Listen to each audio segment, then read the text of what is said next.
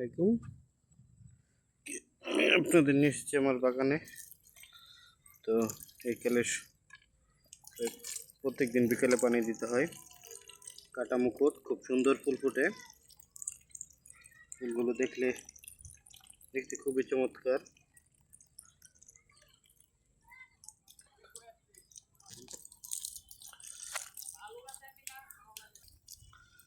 পাথরকুচি গাছ, ঔষধি গাছই বলা চলে। হাইব্রিড গোলাপ, তার সাথে আছে ডেজি ফুল।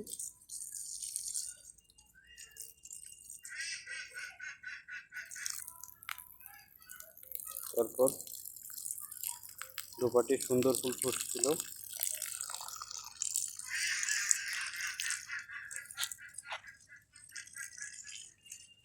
লাল গোলাপ ফুল ফুটতেছে, এই যে আরেকটা কলি। না, এখন ফুল নেই।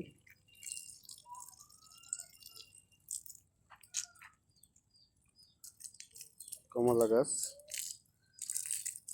পেয়ারা গাছ, সাথে পাতাবাহার, বেগুন গাছ, সাথে একটা নয়নতারা।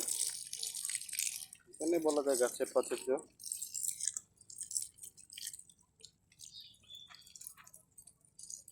বিভিন্ন প্রকার গাছ আছে। আম বনসাই করা হচ্ছে, পেঁপে, পুঁই শাক, তারপর আছে পদ্ম, মরিচ, রেল লিলি, মরিচ,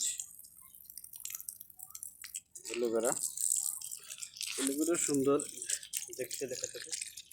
প্রায় প্রতিটা কাণ্ড থেকে নতুন নতুন এলোভেরা হচ্ছে। এই যে প্রায় 2 বছর যাবৎ বয়স। এরকম যদি 1 থেকে 2টা মরিচ গাছ আপনার বাসায় বা ছাদের কোণে থাকে, তাহলে মরিচের কেজি 1400 টাকা, 1500 টাকা, যাই হোক আপনার উপর কোনো এফেক্ট পড়বে না। তারপর লাউ হচ্ছে, গাছ হচ্ছে।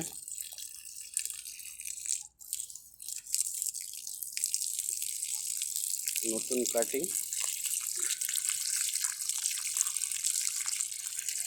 তারপর এটা তো দেখতে খুব সুন্দর,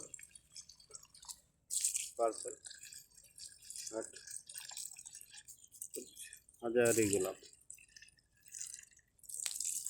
পুত্তলিকা ফুল আসলে খুবই সুন্দর লাগে। তারপর গাছটায় পানি দিচ্ছি, প্রায় 4 থেকে 5 ফুট হয়। প্রচুর ডাল হয়, প্রচুর ফুল হয়, দেখতে খুবই চমৎকার। তারপর শীতকাল আসতেছে, এই জন্য শসা আর লাউ, শীত লাউ, এটা অপরাজিতা। এখানে বলা যায় গাছের প্রাচুর্য। এখানে জবা আছে, এই যে। তারপর আরেক জবার কাটিং, গন্ধরাজ, সাথে টগর আছে, গন্ধরাজ, বাগান বিলাস, হার্ট বলা হয় কারণ এগুলোর পাতাগুলো দেখতে অনেকটা হার্টের মতো।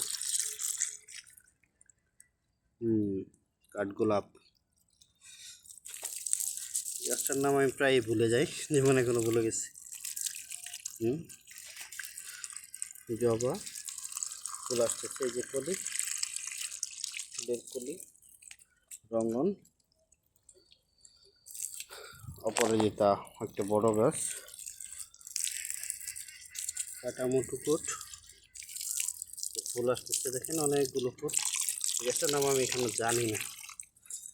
এই যে স্ট্রবেরির বন, এই যে কপার লিপ, গোলাপের সাথে অপরাজিতার কয়েকটা চারা।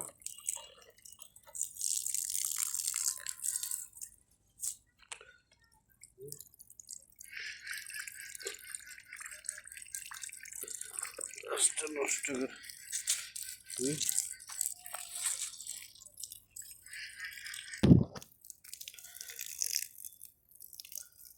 এই কালার অপরাজিতা,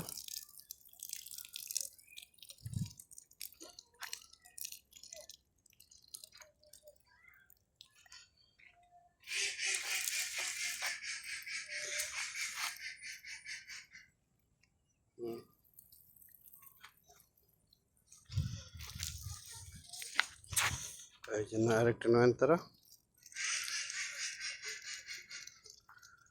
খুব সুন্দর।